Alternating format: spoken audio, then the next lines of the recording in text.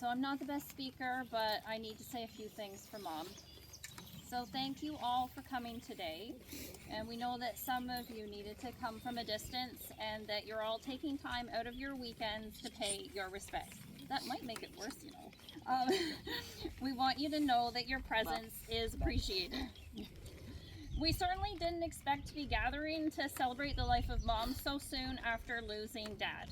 And we are still coming to grips with that monumental loss.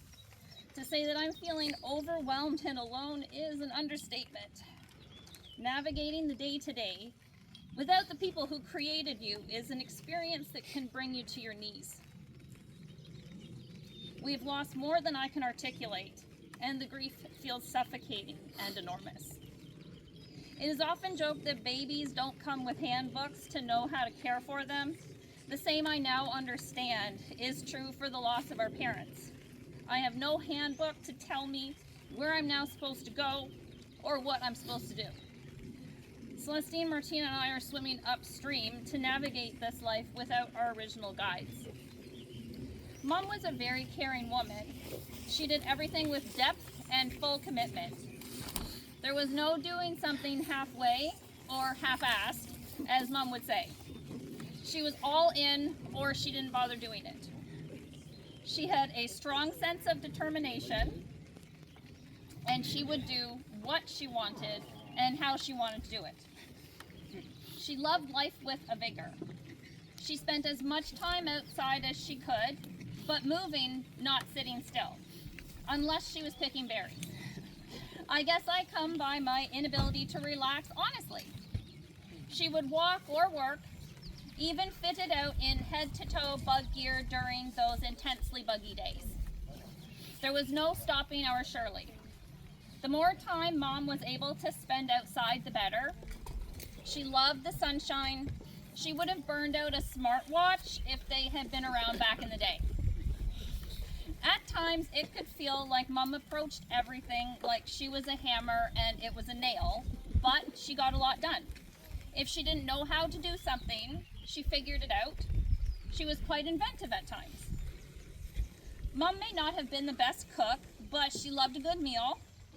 Having daughters comes in handy at times, especially if those daughters have a grandmother like we are blessed with to teach us how to put a wonderful meal together, which of course Dad appreciated.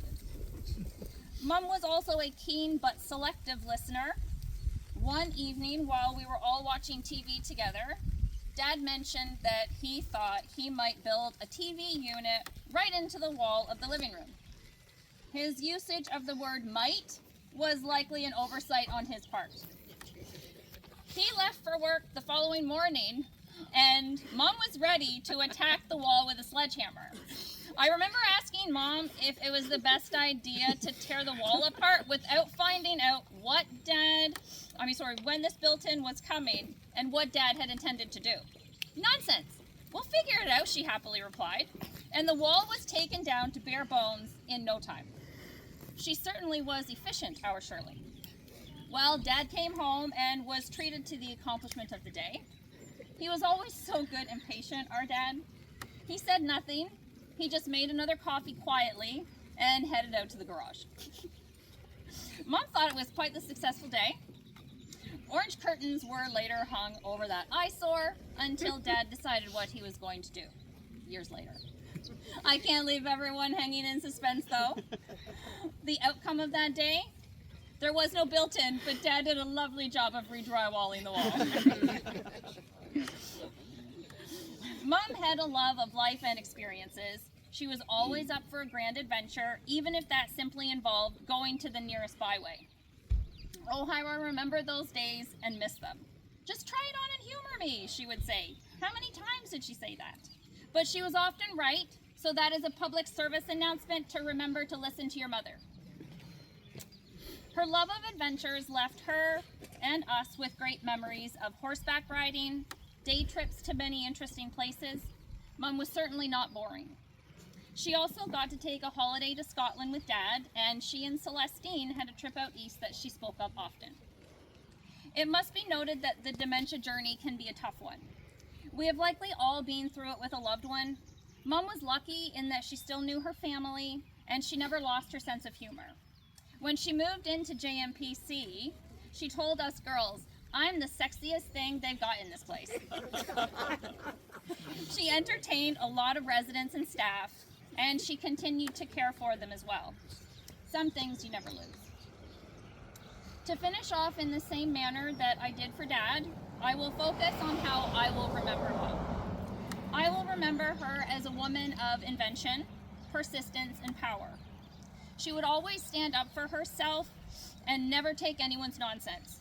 She was loyal to those who continued to earn it and established boundaries that were necessary. She was caring and giving and always right.